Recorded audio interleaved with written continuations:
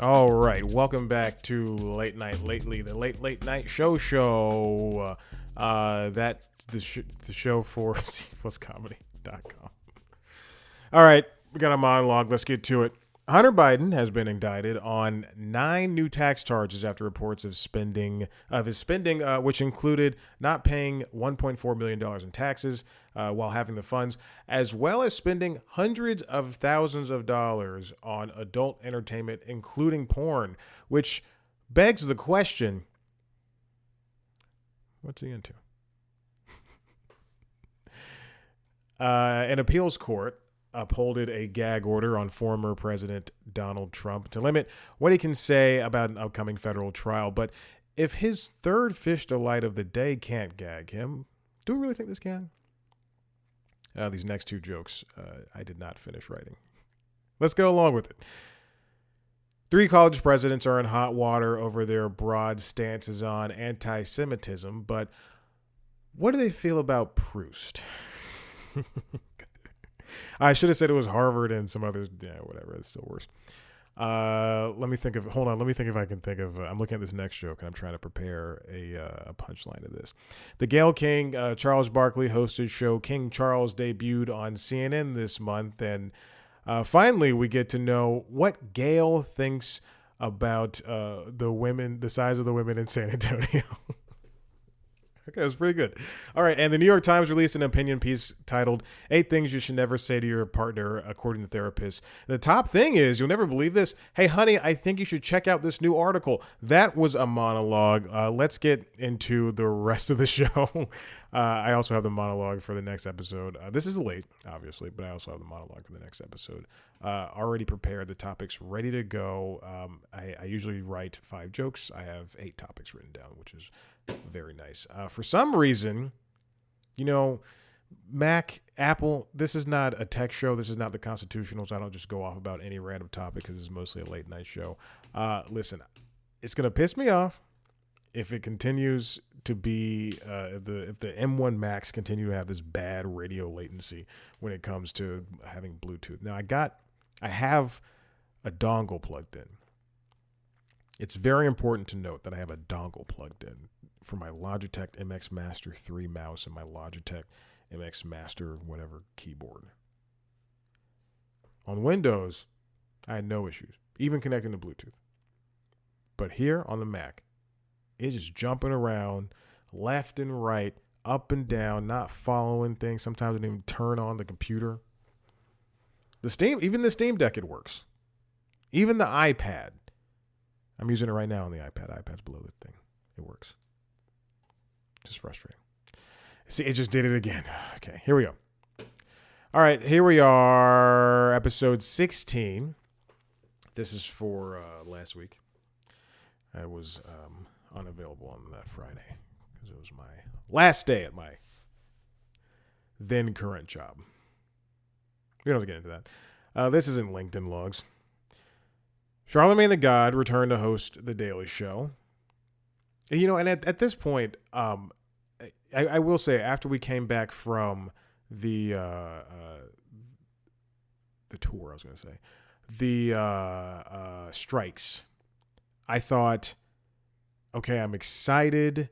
We are back doing late night shows, and this is wonderful and fantastic. And I'm so glad to have late night shows back in my life. And then for a couple of weeks, I felt like I was at a point where it was February, March, whenever they started doing the guest hosting thing, or excuse me, whenever we started, before the strike was happening, the strike was looming, and I was feeling. And this is not just for the Daily Show, but I was feeling we're back in the groove of things, and I wasn't as excited. And mostly, it's excited for the hosts or who was potentially going to host, and it's mostly because they are reusing the same people, and that's not a knock on them, and it's not a knock on the hosts. I just feel as though it lost its luster when you stop choosing new people. Choose new people is what I'm saying. Any Hoosers, that wasted 2 minutes? There's no topic this week, so I gotta figure out what to do. Charlamagne Tha God was back, and he did a really good job. And I think he's a funny guy. I just don't think that he is the, if he is in the mix for the show, which I don't believe he is, but if he's in the mix, then I don't think that he would be the person to fit that show. Maybe I should save this for the later episode, for technically this week's episode. I don't know. Yeah, okay. Maybe I'll say it. Maybe if I'm thinking about it, who knows? I just think that there are more people suited to it, even if they're not the front runners for the job. Other people suited to it, rather. Okay, so what happened last week? We'll just go down the videos in order. Things that stood out to me. Colin Jost came on Late Night with Seth Meyers, and he talked about George Santos, as well as there was a very funny story with video evidence of him getting high on mushrooms and hitting the red carpet with his wife, Scarlett Johansson. And, oh, man, it's funny to see someone admit that they were high at some point and then see this thing where he's just staring off into space. Thought it worked really well. And then Seth did a closer look where he was making multiple mistakes. I think this is something I can say about Seth, and it's something I can say about Stephen Colbert, and it's something I can say about Conan when he was hosting a show, which will probably never happen again. Yeah, he's got the travel shows, but that might excite some people. I'm a traditionalist. When a host can make a mistake and then admit to the mistake, that's funny. It's like when you're watching, and I don't think this is. I'm not one of these people that looks for breaks all the time. But when you're watching SNL and a Pedro Pascal breaks, that's when the material is funny because it's ridiculous. You're doing a sketch. Sometimes when I'm watching SNL, and this has happened more so in the past couple of years. Let's say like the past 2-3 years that I've been watching the show. I'm sitting there and I'm thinking, these are children putting on a play for the largest audience in the world. And that's what it is. That's what SNL is. And I think about this all the time. I'm watching it. I still haven't seen last week's episode. I'm just so far behind. It's Christmas. I gotta watch Christmas movies. But I'm watching Kenan Thompson and he's looking at lines that someone is holding just off camera, and they have to pretend their name is Giggle McButterscoot, and Giggle McButterscoot is adopting a dog, and the dog turns out to be I don't know, Olivia Rodrigo's foot. Not in a fetish way, you freaks. But that's what the premise of a sketch is, and then you just have to do that for 3 to 5 to 7 minutes sometimes. I know I've mentioned this before, but there's I like watching old episodes of SNL, and especially ones from before I was born. So anything pre-93, I just enjoy watching those. Well, they're not really good. Let's just say I don't think the 80s SNL is very good at all. You know what? I don't think a lot of the 90s were very funny. Anyway, but there's a Steve Martin sketch where he's playing James Bond and there's no laugh. There's no perceived laugh. There's no perceived joke until about 3 or 4 minutes in. And it's so long and it's so unfunny. And I think that's just such an interesting period. Again, I would love to teach a class on The Simpsons and I would love to teach a class on SNL. Not at the same time. I do one or the other. Who else teaches? James Franco? You think they canceled his classes after he was canceled? Professor Franco. You call him Professor? You just call him Mr. Franco. All right.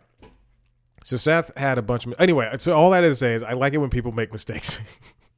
I like when people make mistakes and then admit to it and then try to move past it. Colbert's particularly funny in that when he makes a mistake. I just think it's a fun thing. Same thing for Seth. Seth is very good at making a mistake and then commenting on it. Colbert makes a mistake and he tries to move past it and he's still laughing at the mistake. but Seth and Conan will comment on it and then just like do like 30 or 40 seconds on that mistake.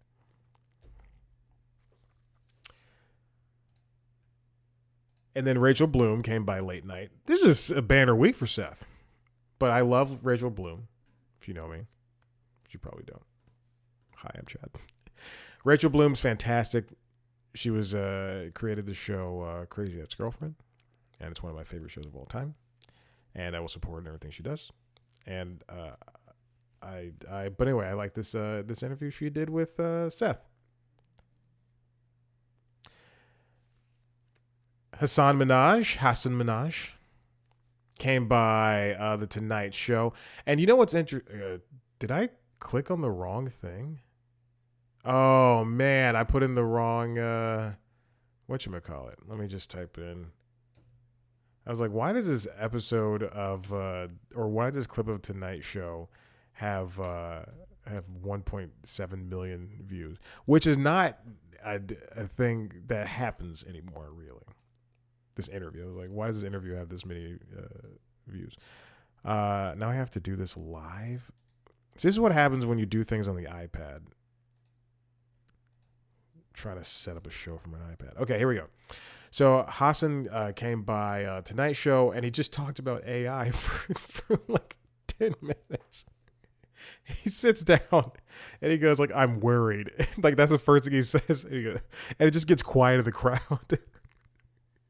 And I think a lot of this interview is, the crowd is, I guess, kind of waiting for a joke to happen, but that doesn't happen because not everything has to. I don't know. I mean, we sometimes watch these shows, and everything has to be black and white. Vanilla or chocolate, left or right. Sometimes things just hang out in this gray area middle, or they're northwest or northeast or whatever.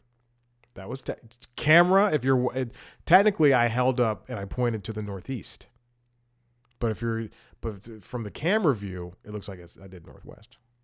Just saying. Jackals. And he sat down and he just starts talking about AI, and it's partially funny and also very true. So you don't really laugh at it because you're going, yeah, I mean, he's right.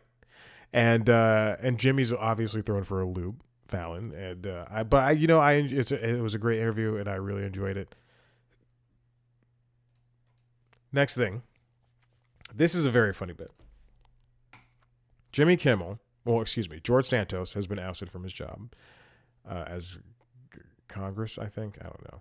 And Jimmy Kimmel, Santos started a cameo to earn extra money, I guess.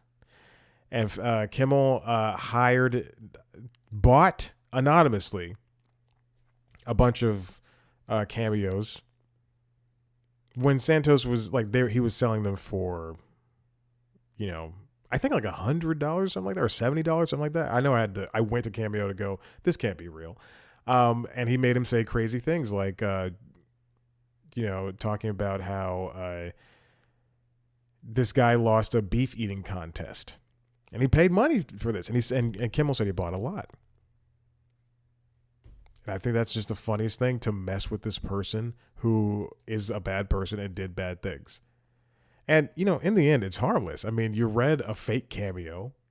You made, let's say, they were $75 and Jimmy bought 10 of them. You made $750. What's the worst thing that can happen?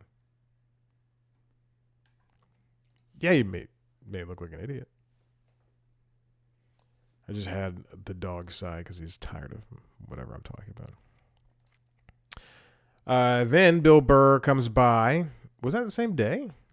December 7th? I don't know. Bill Burr came by and he talked, he did his Bill Burr thing. He talked about politics, talked about family and everything. He's a funny guy, and that's another person that same thing with Hassan Minaj, that I think people, they see kind of one side of. And when they get that side, but it doesn't fulfill the itch, then they're kind of off board of whatever they're saying. So like looking at what Hassan was talking about with the AI stuff, people were just kind of like, what is he doing? And then the same thing with Bill Burr whenever he comes to Kimmel, as opposed to when he was on Conan, that audience just kind of wasn't along for the ride. Meanwhile, I'm sitting on my couch laughing my butt off, like going, this guy is so funny. But they weren't along for the ride especially when when Burr was like basically talking as much crap as he was talking about Trump, he was also talking that same amount of crap about Biden, which is like just such a funny thing. And then also they barely talked about Leo, that movie that I watched, which is also very funny on Netflix, I guess he co-stars in with Adam Sandler.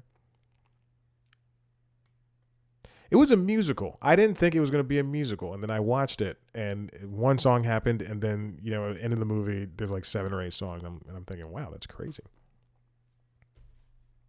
Anyway, Bill Burr was on Kimmel, and then Lily Gladstone came by Kimmel, and she got her time in the spotlight. I urge everybody to go see Killers of the Flower Moon. I really enjoyed it. More so because it is one of the few movies that Martin Scorsese has done that stars people of color. And again, Robert De Niro is married to 2 black women. And he's got a child and he has multiple mixed children with those 2 black women. And he's also got, I believe she is, I'm just going to say Asian. That's it. She's Asian. And now he's got a small Asian baby too. Half Asian baby. It's amazing. I just got an email that doesn't make sense. What? I don't know what this is. Okay, anyway. It's very interesting when someone clearly they see my portfolio website and then they try to email me or send me something through the contact form. Instead of, and all of, I kind of just want you to just, hit me up on Instagram or something. This is not for me. Whatever this is, I'm looking at. And yeah, I think it's fine to do this right now. This is not for me. This is wrong. That's impossible. They hit the wrong thing. I don't know if this is true. Okay, anyway. Okay. Okay, so that's it. That's it for my clips. I don't know what else I have to talk about. So there's not a lot of there weren't any clips rather from Colbert. He did have appendicitis. His appendix is burst, and I'll talk about that in the next episode. But it is a shame that he was not on. He recounted the story and everything on his first episode back. But we're glad he's okay. Because he was really waiting for us.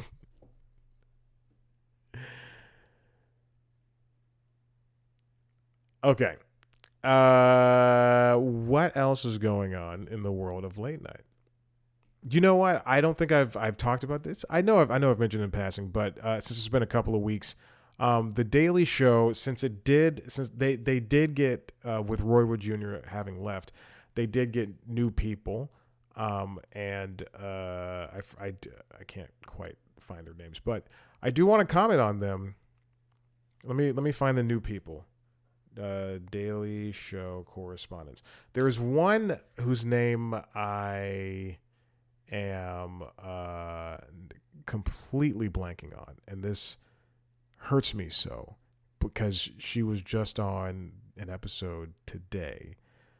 And they're not on the Comedy Central website. Put them on the website. We need if you're gonna talk about these people being correspondents, put them on the gosh dang website. Troy Awada and Grace Kuhlenschmidt. I want to comment on them. They've been there for both since October, and now it is December. It's been roughly 2 months. From everything that they've appeared in, they are very funny people.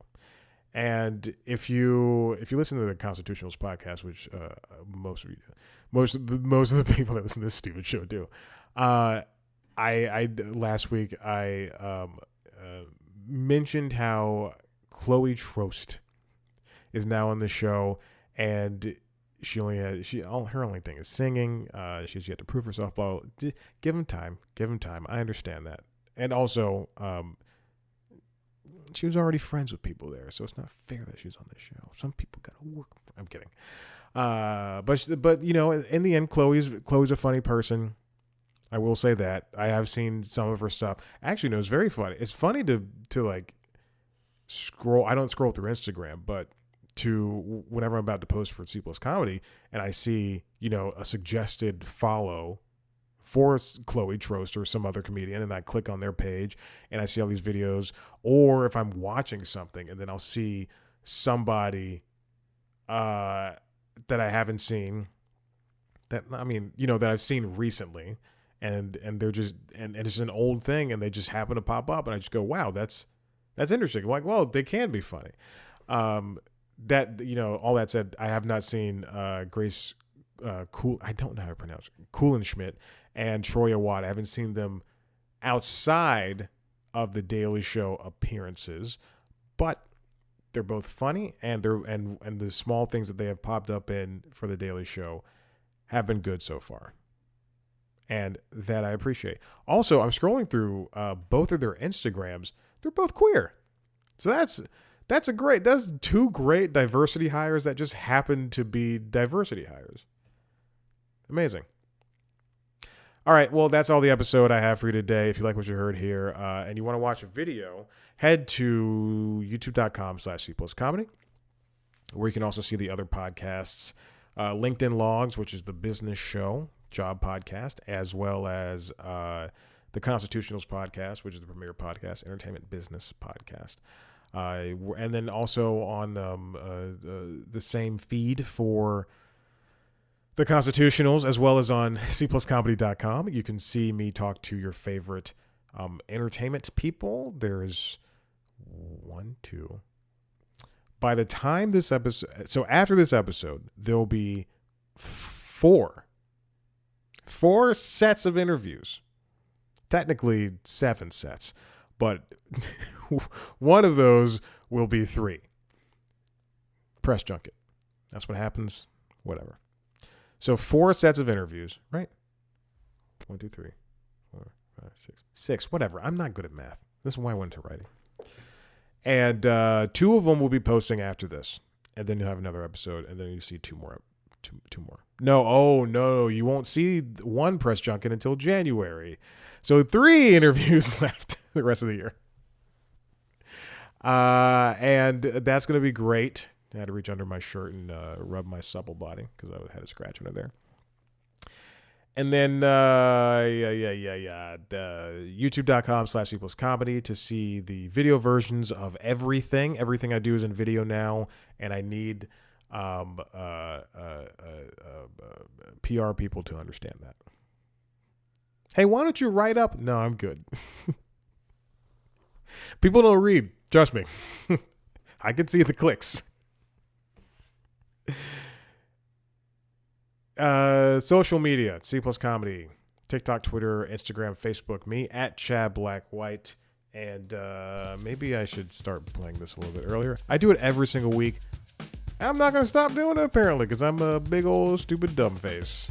All right. Thank you for listening, and we'll see you next time. Bye-bye.